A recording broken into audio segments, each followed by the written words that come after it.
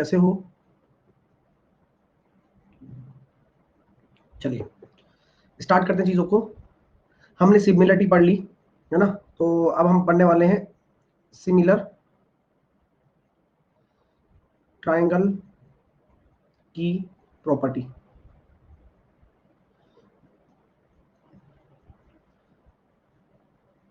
ठीक है ना, समरूप त्रिभुज के गुण।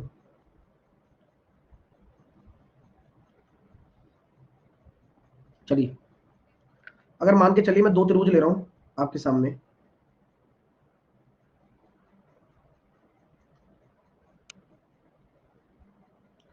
एक त्रिभुज आपके सामने मैंने ले लिया ABC, एक त्रिभुज मैंने आपके सामने ले लिया DEF। अगर मैं बोल देता हूं ये दोनों त्रिभुज आपस में क्या है, समरूप है। ABC आपका समरूप है DEF के, तो मेरे दिमाग में जो चीजें हैं वो बिल्कुल स्पष्ट है कि AB का DE से अनुपात बराबर BC का EF से अनुपात बराबर AC का DF से अनुपात इक्वल होगा। बताया ना था अभी मैंने थोड़ी देर पहले कि आपके जो करस्पॉन्डिंग रेशियोज होंगे वो इक्वल होंगे। ठीक है, लेकिन इसके साथ साथ बहुत सारी चीजें इक्वल होती है, बहुत सारी चीजें, उन्हीं को ही हम समझने वाले हैं और उन्हीं की प्रॉपर्टी के बारे में डिस्कस करने वाले हैं।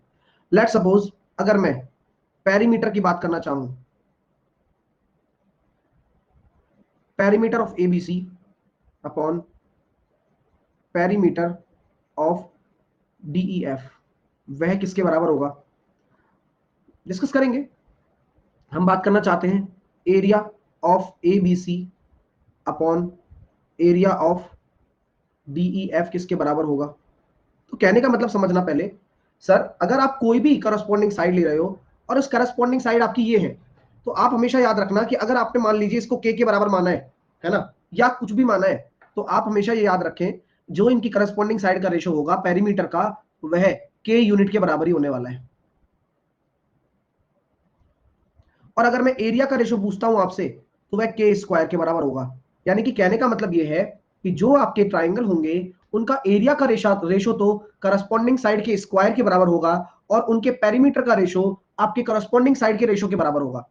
तो अब ये के किस किस के बराबर हो सकता है, तो सर अगर आप बात कहते हो कि ए से आपने एक परपेंडिकुलर डाल दिया मान लो, तो ये आपके दो एल्टीट्यूड हो गए। अगर मैं बात करूं दो एल्टीट्यूड आपके, मान लीजिए मैंने मान लिया AD और आपने मान लिया AD, कैसे मान सकते हो आप, AM मानो, AM और N, तो AM अपॉन ADN के बराबर भी होगा, यानी कि ये एल्टीट्यूड के रेशो के बराबर भी होता है। इसी प्रकार अगर मैं बात करना चाहूं तो ये तो हमारे पास क्या है, परपेंडिकुलर है, हमने बोला ये परपेंडिकुलर है, तो एल्टीट्यूड के रेशो के बराबर भी होता है। उसके साथ साथ उसके बाद अगर हम बात करते हैं, यहां पर मैंने इसको लिख दिया O.O AO, और इसको लिख दिया मैंने OP, और ये मेरी माध्यिकाएं हैं, तो मैं सब लिखूंगा AO और OP आपकी क्या है, मीडियन है, तो मीडियन के रेशो के बराबर भी होता है। साथ के साथ में हाइट भी हो गया, मीडियन भी हो गया। ये आपका कौन सा पैरामीटर है, ये आपका हाइट वाला पैरामीटर है, ये आपका मीडियन का पैरामीटर है। यानी कि कभी भी आपको कोई मीडियन के बीच में रेशो निकालना हो तो भी वह संगत भुजाओं के अनुपात के बराबर होगा, है ना। और ये DP हो जाएगा ना, DP। और साथ के साथ R1 R2, R1 R2 का मतलब क्या होता है, इन रेडियस, यानी कि उनकी अंत त्रिज्या का अनुपात भी बराबर होगा। यानी कि एक सिमिलर ट्राइंगल होने के बाद ये सब बराबर है। इसके साथ साथ बड़ा R1 बड़ा R2 यानी कि सरकम रेडियस भी। तो ये सारी की सारी चीजें हैं। साथ के साथ परिमाप भी, पेरीमीटर भी, perimeter of ABC upon perimeter of DEF। तो इतने सारे आपके रीजंस बन जाते हैं जब दो ट्राइंगल सिमिलर होते हैं। तो साथ के साथ कोई एंगल बाइसेक्टर भी लेना चाहो तो एंगल बाइसेक्टर भी बिल्कुल होगा, बिल्कुल होगा कमलेश, एंगल बाइसेक्टर भी होगा। इसका एंगल बाइसेक्टर और इसके एंगल बाइसेक्टर का रेशो आपकी संगत भुजाओं के अनुपात के बराबर होगा। मतलब कुछ भी, ईच एंड एवरी प्रॉपर्टी, यानी कि किसी भी ट्राइंगल का हर एक गुण, दोनों ट्राइंगल अगर समरूप है तो वह उनकी संगत भुजाओं के अनुपात के बराबर होता है। यही तो सबसे बड़ी खास बात है। और एरिया में केवल केवल और केवल एरिया में इक्वल स्क्वायर होगा। ठीक है, एरिया में स्क्वायर होगा केवल। ठीक है भाई साहब, यहां तक समझ में आ गई बात। चलो, तो ये आपका सिमिलर ट्राइंगल के बारे में आ गया है। ये पूरा सिमिलर ट्रायंगल के बारे में हमने चीजें पढ़ ली और अब आगे चलते हैं, आगे की चीजों को देखते हैं। पेरीमीटर लिखा तो दिया दिव्यांजलि, लिखाया तो है पेरीमीटर, देखो ये लिखवाया हुआ है, ध्यान से देखो। हाँ, सिमिलर ट्रायंगल फर्स्ट टाइम पढ़ रहे हो, हाँ अच्छी बात है, पढ़ो, कोई दिक्कत नहीं है, फर्स्ट टाइम 10 बार पढ़ो, कोई दिक्कत नहीं, लेकिन पढ़ो अच्छे से, और वो पढ़ाया जा रहा है, ध्यान दो बस। अब आते हैं उसके प्रूफ को समझते हैं और सिमिलर ट्रायंगल को समझते हैं। ये मैंने आपके सामने एक ट्रायंगल बना दिया, राइट एंगल ट्रायंगल, क्योंकि बहुत कुछ सीखने वाले हैं, जो भी प्रूफ मैंने उस टाइम लिखाए थे ना ऐसी जल्दीबाजी में, अब उनको डिटेल में करेंगे। तो यहाँ पर पूरा आप सीख जाओगे, अब आज मतलब पूरा आप सिमिलरिटी लगाना सीख जाओगे, ठीक है। तो ए बी सी आपने ये ट्रायंगल बनाया, राइट एंगल ट्रायंगल है सर, और आपने क्या किया, एक बी से आपने एक परपेंडिकुलर डाल दिया, बी से भी आपने क्या डाला है, एक परपेंडिकुलर डाला है ए सी पर डी, ठीक है। सीएचएसएल की प्रैक्टिस वैसे एनटीपीसी एग्जाम क्रैक कर सकते हैं। मनीष, एनटीपीसी एग्जाम कौन सा वाला, कौन से ईयर वाला भाई?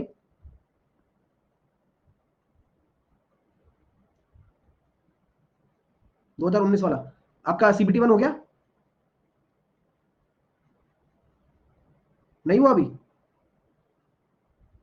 तो इतने दिन से नहीं पढ़ रहे थे क्या? चलो पढ़ाई कर लो, है ना। आइए, अगर मैं कहता हूं ये 90 है, और अगर मैंने हमेशा से कहा कि ये मेरा थीटा है, तो ये वाला एंगल क्या होगा प्लीज अब बताइए? 90 माइनस थीटा होगा।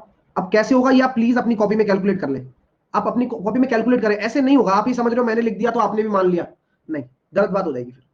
आप एक बार कैलकुलेट करें, उसको एक्स माने आप, और त्रिभुज के तीनों कोणों का योग लगाएं, लगाइए तो सही, ठीक है। तो सिंपल है, आप ये समझ सकते हैं सर ये 90 माइनस थीटा ही आएगा। तो दोस्तों मेरे प्यारे विद्यार्थियों, कि फिर से हमने देखा ये वाला ट्राइंगल यहाँ 90 है, 90 माइनस थीटा है, तो क्या मैं कह सकता हूं कि ये जो हिस्सा होगा ये मेरा थीटा हो जाएगा? यस, ये 90 है, ये थीटा है, तो ये वाला हिस्सा मेरा कितना हो जाएगा? 90 माइनस थीटा, और दोनों का सम भी अपने पास 90 आ रहा है। चलिए, तो क्या मैं यहां कह सकता हूं क्या, कौन से समरूपता के नियम से, भाई देखो साइज अलग अलग है तीनों के, वो बड़ा है, वो छोटे छोटे हैं, तभी तो कह रहा हूं कि शेप तो सेम है लेकिन साइज अलग अलग है। तो कौन से? एंगल एंगल एंगल से, या फिर मैं कह सकता हूं एंगल एंगल से, क्योंकि दो ही एंगल बराबर थे हमारे, तो तीसरा तो अपने आप ही बराबर हो गया 90 माइनस थीटा वाला। एंगल एंगल एंगल से कौन कौन से ट्राइंगल समरूप होंगे, कृपया करके ढंग से लिखें। अगर हम एबीसी मान रहे हैं, तो मैंने आपसे कहा एबीसी आपका जो ट्राइंगल है वह समरूप होगा। अगर ए 90 माइनस थीटा से शुरू हो रहा है, बी 90 डिग्री है, तो in terms of order 90 minus theta, B आपका 90 डिग्री है, और सी आपका कितना होगा? थीटा होगा। तो आपको अब छोटा ट्राइंगल लेना है ये वाला ए बी डी, तो यहां भी आप क्या लें, पहले ए ले लें क्योंकि 90 माइनस थीटा, फिर आपको 90 डिग्री वाला एंगल देखना पड़ेगा जो डी होगा, और फिर बी होगा। इसी प्रकार इस वाले में 90 माइनस थीटा, तो ये लोगे आप बी, और उसके बाद 90 डी सी, बी डी सी।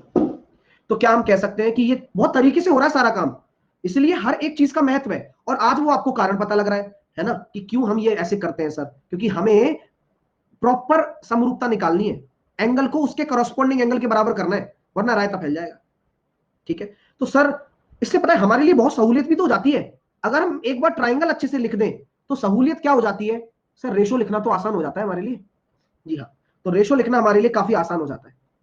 अब बस हो गया काम। अब इस प्रॉपर्टी के हिसाब से सिमिलरिटी लगाना आप सीख चुके हैं। अब मैं कहता हूं सबसे पहले इसको मैंने बोल दिया ट्राइंगल 1, इसको मैंने बोल दिया ट्राइंगल 2, इसको मैंने बोल दिया ट्राइंगल 3। हाँ, एक बच्चा कह रहा है ये तो हो गया था ना, हाँ हो गया था, लेकिन उस टाइम तक आपको सिमिलरिटी नहीं आती थी, आज आपको आती है। तो जिन बच्चों को पहले आती होगी उसने समझ लिया होगा, जिन बच्चों को नहीं आती उन्होंने नहीं समझा होगा, तो इसलिए मैं इसको बता रहा हूं। चलिए कृपया करके देखिए, तो हम ये कह सकते हैं कि दो ट्राइंगल आपके आपस में सिमिलर है, तो ट्राइंगल 1 एंड 2 से क्या होगा बताओ, रेशो बताओ, ratio A B upon A D बराबर B C upon D B बराबर सी ए अपॉन बी ए। कोई दिक्कत नहीं, पहले मैंने उससे किया, हमने एक और दो में लगा दिया, आपकी समरूपता लगा दी, तो समरूपता लगा दी तो इन दोनों से करस्पॉन्डिंग साइड का रेशो बराबर कर दिया, और यहां से हम क्या क्या निकाल सकते हैं देखिए, पहला कॉम्बिनेशन, पहला आपका थ्योरम निकल कर आ रहा है इन दोनों को बराबर करने पर, कि सर ए बी स्क्वायर बराबर हो जाता है सी ए इंटू ए डी,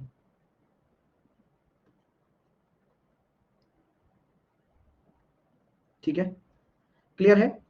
क्या हो जाता है, सी ए इंटू एडी। तो आप ए बी निकाल सकते हो, किससे निकालोगे, सी ए इंटू एडी करके निकालोगे। तो पहली चीज आपकी क्लियर हो गई क्या मेरे दोस्तों? होनी चाहिए, देखो ये बहुत प्यारी प्यारी चीजें होती है। चलिए, तो ये आपकी पहली थ्योरम आ गई, जिससे मैंने प्रूफ करके आपको लिख दिया है। इसे आप लिखते जाएं, मैं 5 1 2 3 4 5 आपको लिखाऊंगा, है ना, जो काम की है। ठीक है, क्या हो गया ऋतु, कोई दिक्कत हो गई क्या?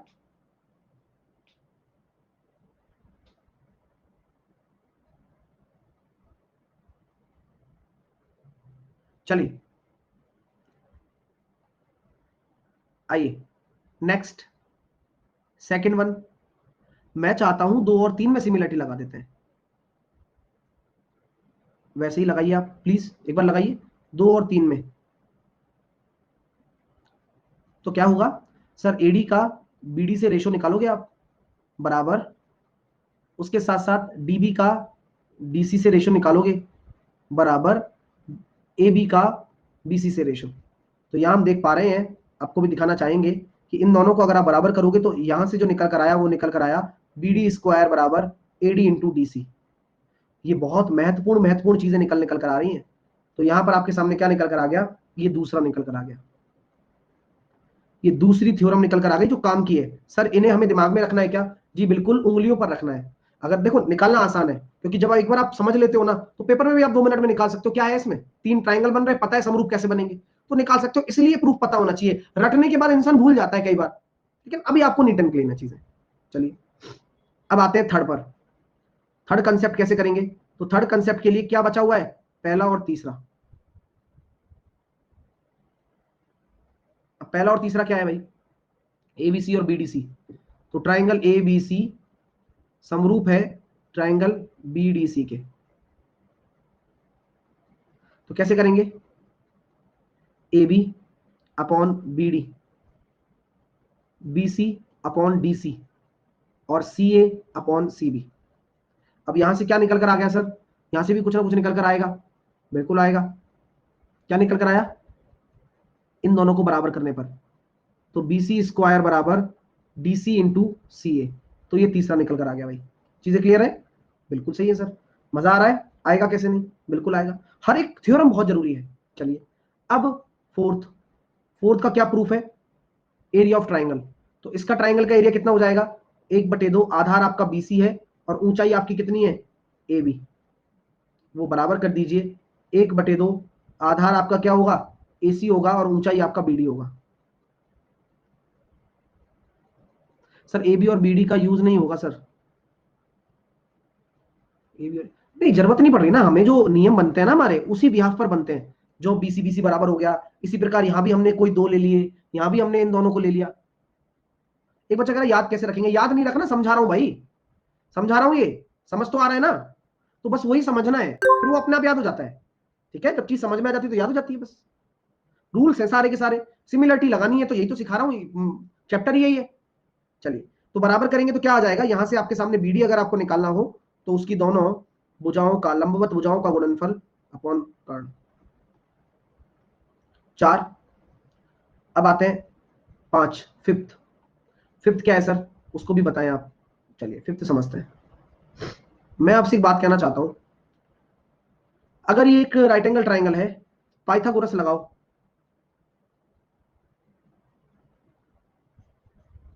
लो भाई बैक हो जाओ, पूछ अगर एरिया नहीं समझ में आया, बेस हमारा बीसी है और हाइट हमारी ए बी है, तो ये एरिया ये भी तो है कि ये बेस मान लो, और उसके करस्पॉन्डिंग हाइट आपकी बीडी हो गई। तो मैंने भाई वही तो लगाया है। क्लियर? चलिए ठीक है। अब पांचवा पॉइंट, पाइथागोरस थ्योरम क्या कहेगी यहां पर, पाइथागोरस थ्योरम ये कहेगी, भैया देखो ये होता है पाइथागोरस, ए सी स्क्वायर बराबर A B square plus B C square, है क्या नहीं, बताओ। ए सी स्क्वायर बराबर A B square plus B C square. चीजें क्लियर है? चलिए भाई, सर बिल्कुल क्लियर है यहाँ पर। अब मैं आपसे कहना चाहता हूं कि यार जब हमने चीजें बनाई ली हैं, तो आप मुझे बताइए ए सी बराबर कितना होगा, under root A B square plus B C square. कोई दिक्कत नहीं है सर, चलने दीजिए। अब हम ये कहना चाह रहे हैं कि सर आपने यहां तक कर लिया है और यहां तक लिख लिया है, तो अभी आपने जस्ट एक चीज निकाली होगी, आपने देखा कि मैंने अभी निकाला था A B into B C, A B into B C बराबर किसके था, A C into A D, sorry B D, यही था ना, 4 से थ्योरम नंबर 4 से देखो, A B into A C, A B into B C बराबर A C into B D, यही है ना, किससे, थ्योरम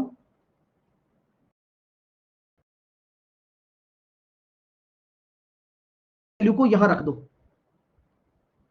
ए बी बराबर ए सी की वैल्यू आप यहां रखोगे तो क्या हो जाएगा, under root A B square plus B C square into B D है ही, है ना, A B square plus B C square into B D. Clear है, समझ में आ रहा है, बढ़िया चीज है ये, ठीक है। अब हम जानते हैं गुरुजी कि बीडी को अगर मैं नीचे ले आता हूं तो 1/BD बराबर under root A B square plus B C square upon A B into B C. Any problem, नहीं, कोई प्रॉब्लम नहीं है। आफ्टर स्क्वायर बोथ साइड, अब दोनों तरफ स्क्वायर कर दिया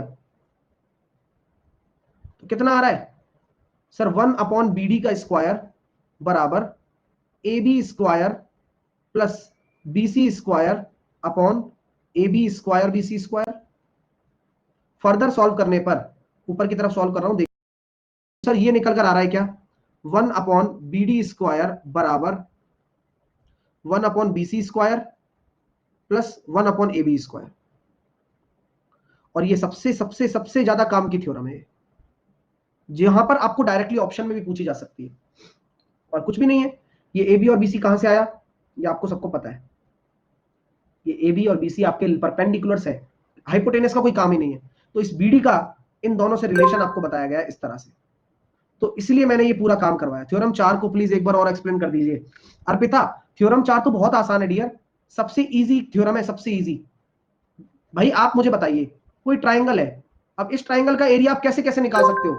इस ट्राइंगल का एरिया मैं एक तरीके से ऐसे निकाल सकता हूं कि ए बी सी, तो ए बी सी, ये बेस ले लिया, ये हाइट ले ली, तो इसको ऐसे भी तो निकाल सकता हूं कि इसको बेस ले लूं और इसके करस्पॉन्डिंग हाइट ले लूं, तो मैंने वही किया है,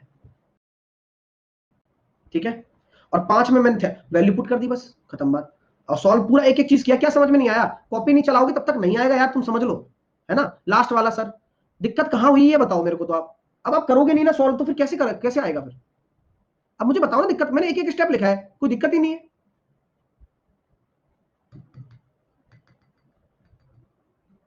हाँ लास्ट स्टेप समझ में कैसे नहीं आया, आप सॉल्व तो करो उसको फर्दर। भाई आपका डिनोमिनेटर में बीच में प्लस है, तो इसके नीचे एक डिनोमिनेटर दे दो ये, और इसके नीचे भी दे दो, यही आ जाएगा अपने अपने निकल कर। अभी बताने से भी नहीं आएगी, आपको पेन चलाना पड़ेगा डियर, है ना। हाँ सॉल्व करोगे ना तभी आपको क्लियर होंगी चीजें, और लोगों के निकल के आ रहे हैं, जिन जो लोग नहीं देखेंगे उनको नहीं आ पाएगा कभी भी। चलिए सर, तो यहां तक हमने पूरा अपना similarity of triangle proof proof सब निपटा दिया है। चलिए अब हम आगे प्रस्थान करते हैं थोड़ा सा चीजों की तरफ। आइए, ये बच्चा कह रहा है इनका बेसिक कमजोर है, फाउंडेशन करने को बोलो। अरे भाई ये फाउंडेशन ही तो है, ठीक है ना।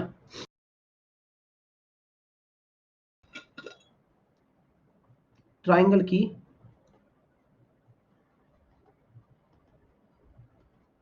सिमिलरिटी पर बेस्ड एक चीज और है, वो भी कराता हूं, अच्छी चीज है, मैं नोट कर रखी थी वो क्या है भाई, जरा देखिए। हाँ मैंने आपके सामने एक ट्राइंगल दे दिया ये, ठीक है, और इसको मैंने दे दिया एबीसी।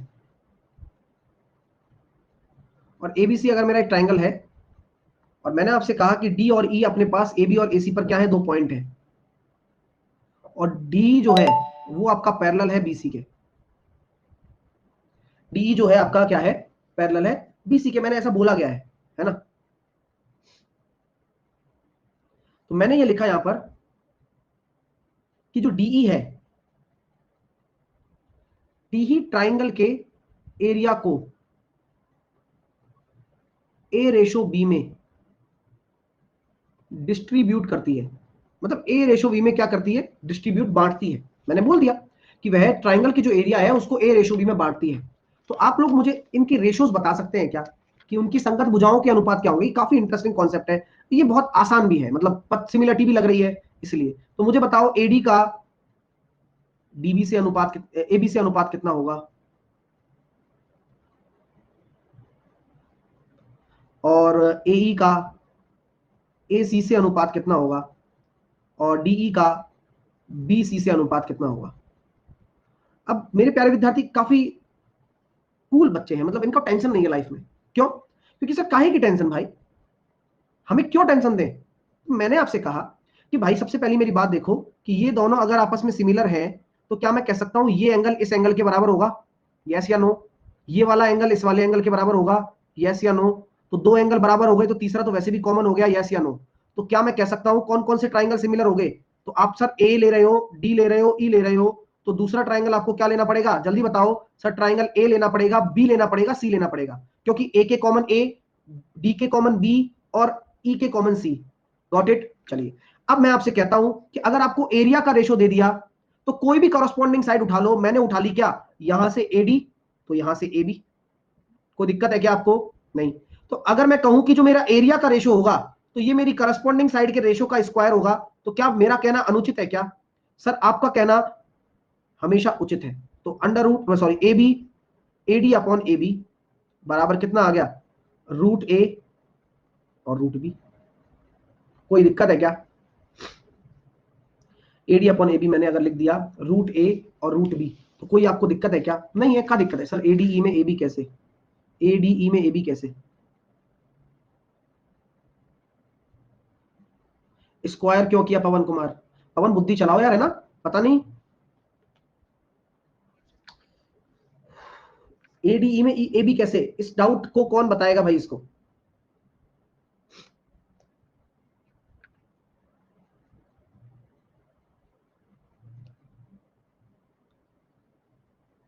और क्या यहां पर बी होगा? नहीं, यहां पर ए प्लस बी होगा। ठीक है, क्यों होगा सर? क्योंकि डीई त्रिभुज को पूरे को, पूरा ट्राइंगल को ए अनुपात बी में, यानी कि ये हिस्सा ए है और ये हिस्सा बी है, एज ए एरिया देखा जाए तो। ठीक है, तो टोटल अगर ये ए रेशो ले रहा हूं एरिया, तो ये पूरा भुजा ले रहा हूं तो ए प्लस बी। तो यहां हम एडी और ए बी का कह सकते हैं रूट ए अपॉन रूट ए प्लस बी हो गया। तो क्या यही आंसर आ गया क्या? यस। तो प्लीज, मजेदार चीज आपके सामने थी। मैंने क्या सबका सेम होगा? यस। अब कठिन नहीं लग रहा है ना चीज? अब आपको सब कुछ समझ में आ रहा है, बस कंसेप्चुअली चीज आपने सीख ली है। अब आपको सब कुछ आसान लगने लगेगा, क्योंकि यही सब चलता है, चलता भी यही आ रहा है सदियों से। ठीक है, चलिए अब देखते हैं आगे। सर रूट क्यों किया? अरे अभी बताया था ना यार, इतना समझाया था यार, यहाँ तो नहीं है, वो पिछली क्लास में था कि भाई नहीं यही यही है। ये एरिया जो होती है ना, एरिया, एरिया का जो रेशो होता है वह संगत भुजाओं का स्क्वायर होता है। तो जब भुजाओं का रेशो निकालोगे, साइड्स का रेशो निकालोगे, तो एरिया का रूट लेना पड़ता है। तो यह आपके एरियाज हैं, ए और बी क्या है, एरिया है, एरिया को डिस्ट्रीब्यूट किया, ये एरिया है। तो संगत भुजाओं का स्क्वायर लूंगा तभी तो एरिया के बराबर करूंगा, तो भुजाओं का जो रेशो होगा वह रूट के बराबर होगा। हाँ, चलिए अब चलें आगे। ओके, अब आगे चलते हैं। मैंने आपके सामने ट्राइंगल दे दिया एक,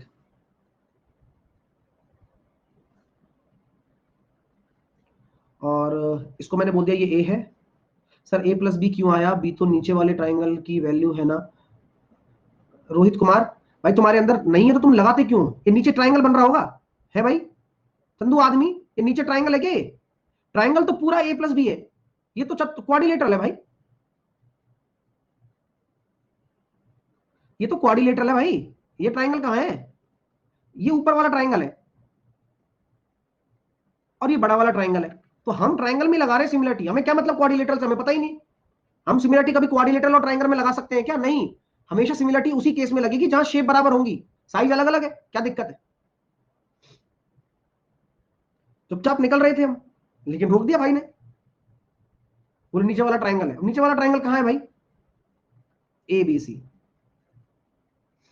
ये आपका ट्राइंगल है भैया, और यहां बोला गया है कि किसी ट्राइंगल में एंगल बाइसेक्टर, एंगल बाइसेक्टर, ठीक है, किसी ट्राइंगल में एंगल बाइसेक्टर डाला है, एंगल बाइसेक्टर एडी है, एंगल बाइसेक्टर एडी है। तो अगर ये एंगल बाइसेक्टर आपका एडी है और ये थीटा है, तो ये भी थीटा होगा, बोलो आया ना, आया ना, ठीक है। तो बताओ सी के सामने की साइड सी हो जाएगी। ओहो, ओहो, ओहो, अपने आप क्यों चल रहा है भाई?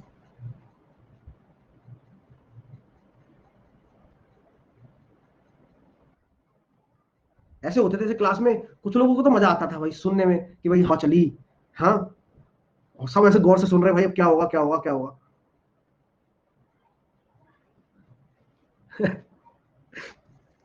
चलिए, तो ये थीटा एंगल बाइसेक्टर है, मैंने बोला एंगल बाइसेक्टर एडी है। और अगर मैं आगे बात करता हूं इसके बारे में, तो यहां पर मैंने ये लिख दिया कि मुझे इस लेंथ निकालनी है एंगल बाइसेक्टर की, लेंथ ऑफ एंगल बाइसेक्टर, यानी कि कोण समद्विभाजक की लंबाई।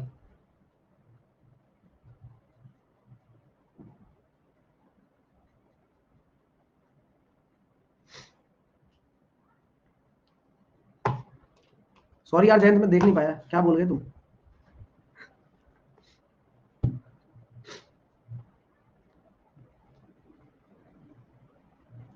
देखिए ए के सामने की भुजा ए, सी बी के सामने, ए के सामने की भुजा ए, बी के सामने की भुजा बी। चलो सब लोग निकाल के बताओ कि भाई एडी कितना होगा और कैसे होगा सर, क्यों होगा ये, एडी की लेंथ बताओ।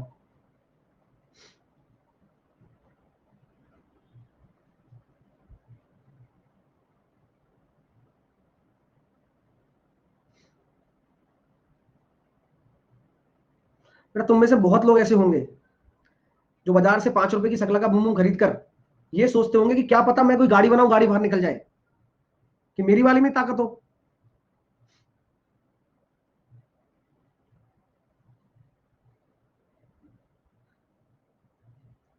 चलिए, तो कैसे करेंगे डियर, आइए मैं समझा देता हूँ। काफी अच्छा क्वेश्चन है और मैंने बहुत अच्छे से, एंगल बाइसेक्टर की लेंथ भी हम निकाल रहे हैं आज, कितनी बड़ी बात है। तो एंगल बाइसेक्टर की लेंथ अब निकालना चाहते हो तो कैसे निकालोगे, कॉन्सेप्ट बड़ा प्यारा है डियर, बहुत ही प्यारा कॉन्सेप्ट है। मैं आपसे सिंपल सी एक बात करना चाहता हूं, अगर आप त्रिभुज एबीसी का एरिया देख रहे हो तो त्रिभुज एबीसी का एरिया किस तरह से मिलकर बनता है? तो सर दो तरह से मिलकर बनता है, त्रिभुज ए बी डी का एरिया प्लस त्रिभुज ए डी सी का एरिया। तो सर आप ही बताओ, अगर त्रिभुज एबीसी के एरिया की बात करो तो क्या मैं 1/2 BC साइन 2 थीटा लिख दूं? कुछ नहीं कह पाओगे आप।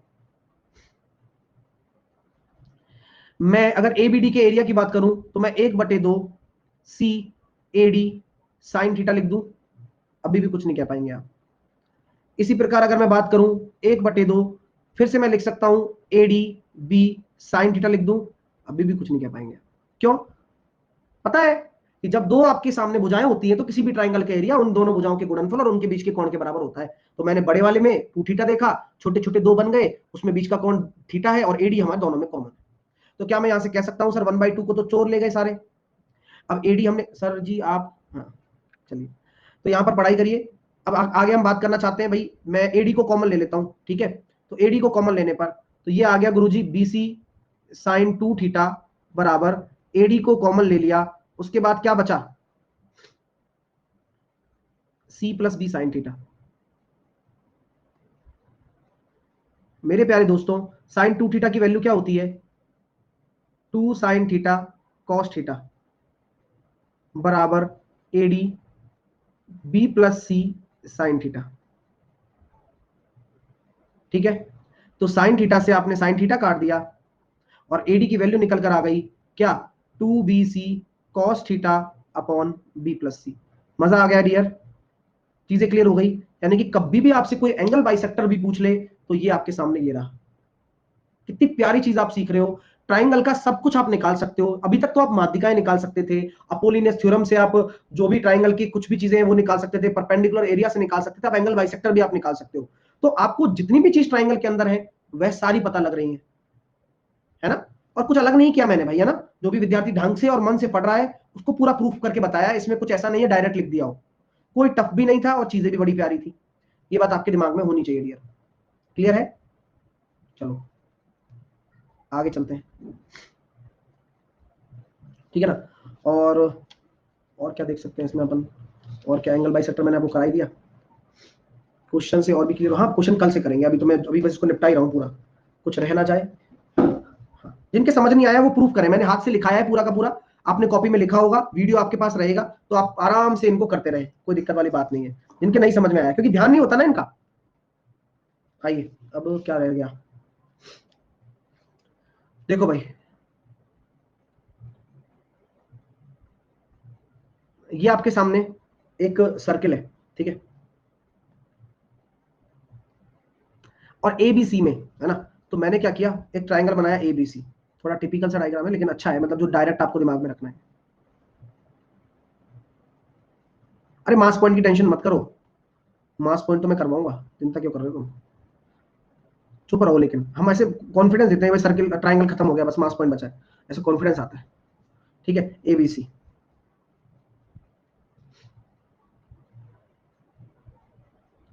और एक ट्राइंगल मैंने बना दिया पीक्यूआर,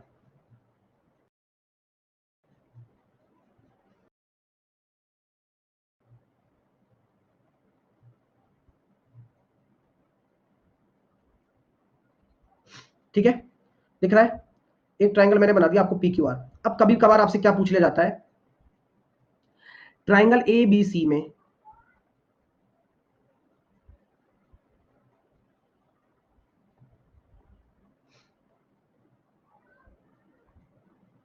ट्राइंगल एबीसी में angle A, angle B, angle C के बाइसेक्टर्स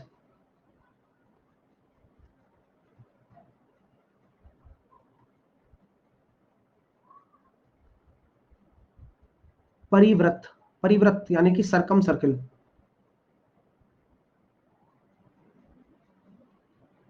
ठीक है, पर रेस्पेक्टिवली पी क्यू आर पर मिलते हैं। तो मैं इसको सही कर देता हूं ना, तो इसको पी कर देता हूं और क्यू आर, ठीक है। चलिए कोई दिक्कत है क्या, लिखो पहले इसको, एक ट्राइंगल एबीसी बनाया, पहले पहले समझो, है ना, मैं जो बोल रहा हूं उसको ध्यान दिया करो। एक ट्राइंगल एबीसी बनाया, अब उस ट्राइंगल एबीसी में हमने क्या किया, हर किसी का बाइसेक्टर लिया, जैसे कि मैंने एंगल ए का बाइसेक्टर लिया, देखो ये लो, एंगल ए का बाइसेक्टर कहां मिल रहा है, परिधि पर, बिंदु पी पर। इसी प्रकार आपने क्या किया, एंगल बी का बाइसेक्टर ले लिया, वह कहां मिल रहा है, क्यू पर मिल रहा है। इसी प्रकार आपने क्या किया, सी का बाइसेक्टर ले लिया, ये सारे एंगल बाइसेक्टर है। बड़ी दिक्कत है यार, ठीक है कोई बात नहीं, हम इसको एक ही पॉइंट मानेंगे। देखो तो मैंने क्या दिया भाई, यहां से निकल रहे हैं, ठीक है, समझ में आ गई।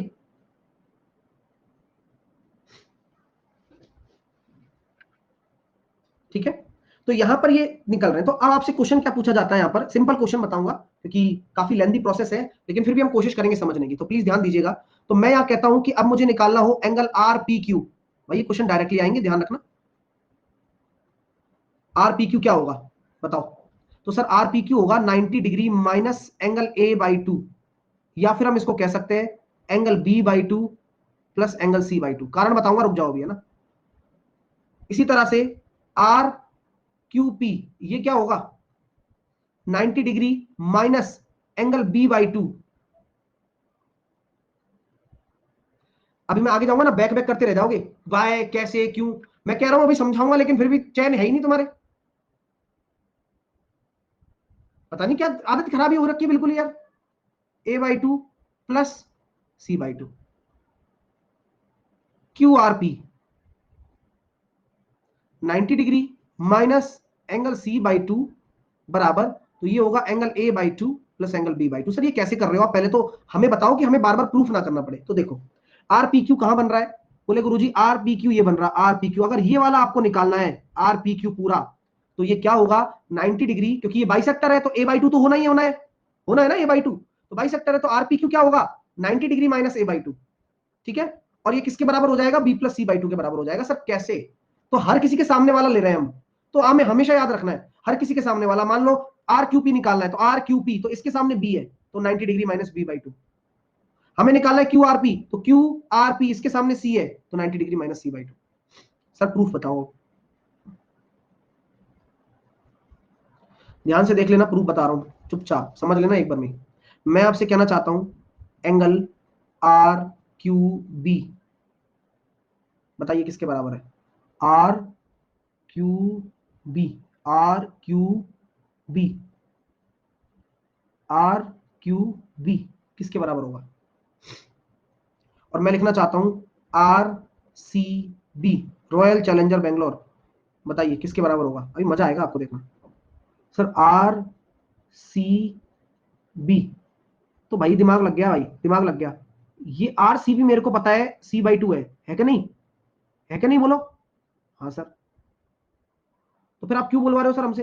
क्योंकि मैंने ये देखा कि भाई ये जो चाप है, कौन सा चाप? चाप बी आर। तो चाप बी आर द्वारा ये सी बाई टू और ये वाला कोण बराबर नहीं होगा क्या? ये वाला कोण और ये वाला कोण आर क्यू भी बराबर नहीं होगा क्या? और ये किसके बराबर हो जाएगा? एंगल सी बाई टू के बराबर हो जाएगा। क्या बात है सर। इसी प्रकार पी क्यू बी बराबर एंगल पी ए बी किसके बराबर हो जाएगा? जी देखो वही कॉन्सेप्ट लगा रहे हो आप, पी ए बी। तो ये सर, तो ये वाला तो ए बाई टू है, तो मैंने कोई बात नहीं, तो ये कौन से चाप से जा रहा है? देखो देखो देखो देखो कौन से चाप से बन रहा है, ये बन गया बीपी। बीपी चाप द्वारा ये वाला कोण और ये वाला कोण बराबर हो जाएगा, तो इसलिए तो हमने लिखा है पी क्यू बी। देखो ये वाला कोण सी बाई टू आ गया, ये वाला कोण कितना आ गया? ए बाई टू। अरे वाह यार, ये वही वाली प्रॉपर्टी है, सेम कॉर्ड से सेम जीवा से। अभी हम सर्कल में पढ़ेंगे इसको, है ना, लेकिन समझने की बात है बस। चलिए, समान चाप द्वारा बनेगा ये कौन, है ना? यहां तक ठीक है भाई। चलो सर यहां तक तो मजा आया हमें, थोड़ी कुछ नई चीजें सीखने को मिल रही हैं, क्योंकि ज्योमेट्री बहुत अच्छा चैप्टर है यार। चलिए, अगर हम आगे बात करें तो क्या मैं कह सकता हूं भाई साहब आर क्यू पी क्या बराबर हो जाएगा आपके R Q B plus P Q B के? यस या no? R Q P, R Q P C by two और ए बाई टू क्या बराबर हो जाएगा आपका R Q B? R Q B और पी क्यू बी, हाँ सही बात है, तो यही तो है सी बाई टू और ए बाई टू। ये तो बात गजब हो गई सर। तो जब हम जान रहे हैं त्रिभुज एबीसी पूरा ट्राइंगल है, पूरा ट्राइंगल है, तो क्या हम ये कह सकते हैं सर, तो फिर सर आप इसको ए सी बाई लिख रहे हो, तो ये 90 degree minus B by two के बराबर भी होगा? मैंने कहा बात तो उचित है भाई, 90 degree minus B by two जो होगा उचित है। क्लियर है? चलिए, तो इसी तरह से हमने प्रूफ कर दिया ना कि आर पी क्यू बराबर कितना होगा? 90 degree minus, sorry R Q P बराबर कितना होगा? 90 degree minus B by two. तो सिमिलर तरीके से आप बाकी तीनों भी एंगल प्रूफ कर सकते हो, हेंस प्रूफ। तो ये कितना प्यारा है, मतलब एक डायग्राम बना देगा स्टार वाला और आपसे पूछ लेगा कि भाई ये वाला एंगल बताओ एबीसी देकर। तो इस तरह के क्वेश्चन इस पे बन जाते हैं। और प्रॉपर्टी आपको मैंने बताई दी कि ये सबसे जरूरी है कि एबीसी में एबीसी के बाइसेक्टर एक आउटर सर्कल पर मिल रहे हैं और उनसे एक ट्राइंगल बन रहा है, तो ये उस तरह से चलेगा। ठीक है, तो यहां तक आपको क्लियर हो गया? आइए अगली चीजें, आइसोसेलेस ट्राइंगल से रिलेटेड कुछ चीजें बता रहा हूं आपको।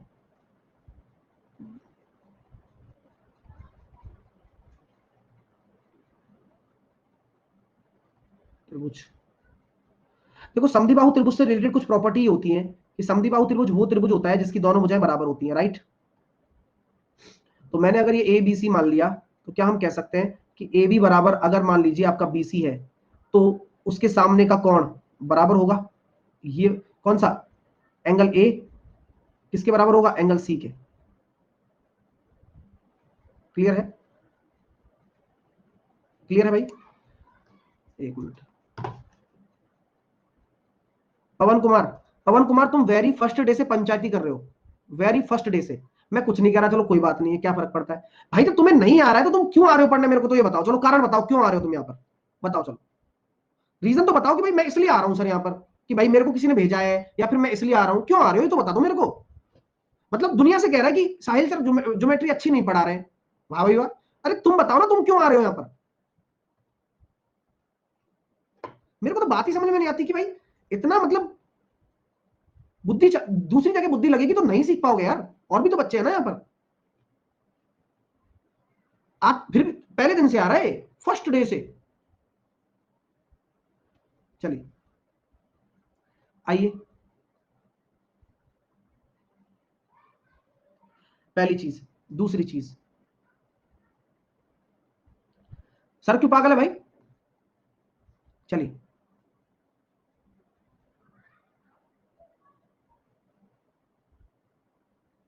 एक बच्चा लग रहा है सर पागल है। चलिए, तो क्या हम ये कह सकते हैं कि भाई ए बी सी, चलिए तो हम कह सकते हैं भैया ए बी सी अगर आपका एक ट्राइंगल है, और तो यहां पर मैंने एक शीर्ष से सामने की भुजा पर अगर परपेंडिकुलर डाला है डी, ये मेरा परपेंडिकुलर है।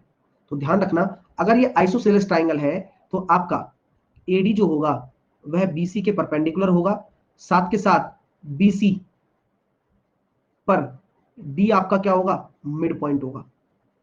ये बहुत बड़ी चीज बता रहा हूं मैं आपको, ठीक है?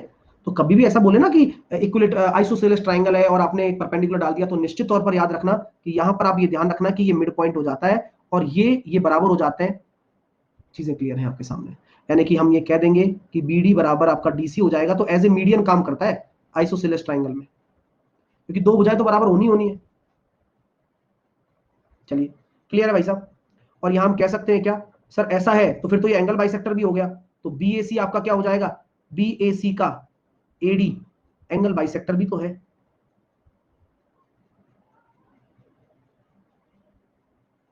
देखो कितनी प्यारी चीज है, कितना खुलकर आ रही है चीज कि भाई ऐसा ऐसा होता है, इसी वजह से ऐसा होता है। ये चीजें अगर दिमाग में रहती है तो क्वेश्चन तो वैसे ही आसान बन जाएगा, क्योंकि यही सबसे बड़ी चीज है। चलिए आगे चलते हैं, थर्ड वन। अगर हम बात करते हैं, कोई ट्राइंगल हमारे, हाँ,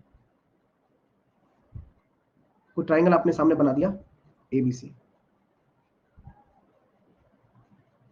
बोला गया है इक्वल साइड के जो आपके सामने सम्मुख भुजाएं हैं,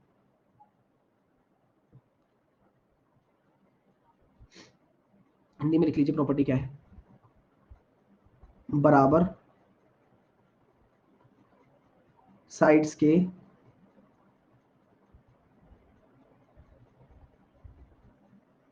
सम्मुख शीर्ष पर विपरीत अक्ष से डाले गए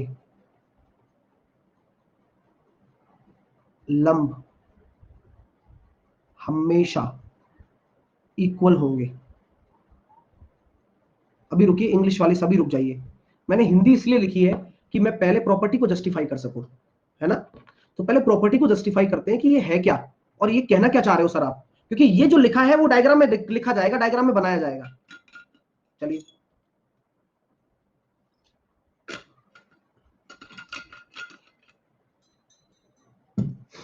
जैसे कि सर मान लीजिए मैंने आपके सामने एडी डाला, तो मैंने क्या किया, परपेंडिकुलर डाला, बोला गया ना बराबर साइड है, तो कौन कौन सी बराबर साइड है, मान ली मैंने ए बी बराबर बी सी, ये दो मेरी साइड बराबर है।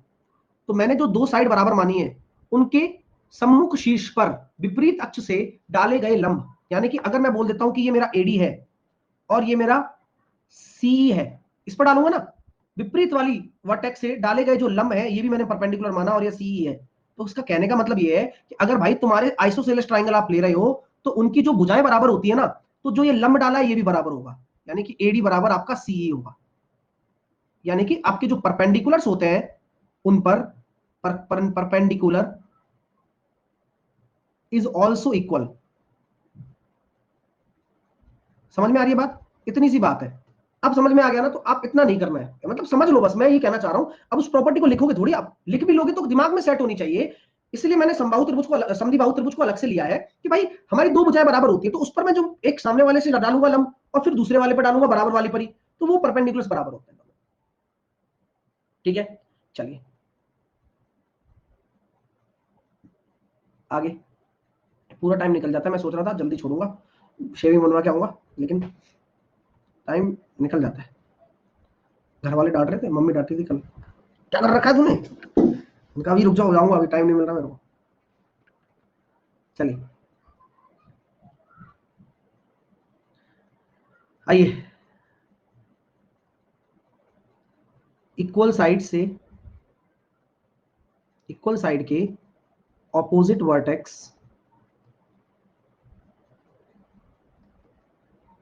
पर डाली गई माध्यिकाएं भी बराबर होती हैं, मीडियंस भी सेम होती हैं। अभी मैंने परपेंडिकुलर की बात की ना, तो बोले मीडियंस भी सेम होती हैं। 8 बजे वाली क्लास नहीं होगी क्या सर? आशुतोष,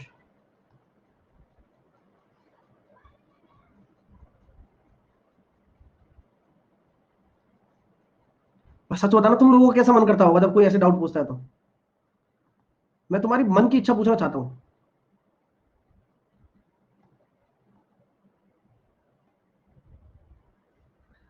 तो यहां से मैंने एक माध्यिका डाली और यहां से मैंने एक माध्यिका डाली, और मैंने ये कहा कि भाई ये दोनों मेरी साइड्स बराबर है। कौन सी? ए बी बराबर ए सी, ए बी बराबर ए सी है, और ये मैंने मीडियंस डाल दी। तो मैंने इसको बोल दिया कि सी ई बी ई और सी एफ, तो B E and C F are medians. ठीक है, क्या है? माध्यिकाएं हैं जो कि इक्वल होगी। तो सी एफ बराबर आपका क्या हो जाएगा? बीई हो जाएगा। तो मैं ये भी तो कह सकता हूं एफ और ई, ए बी एंड ए सी के मिड पॉइंट भी हो जाएंगे।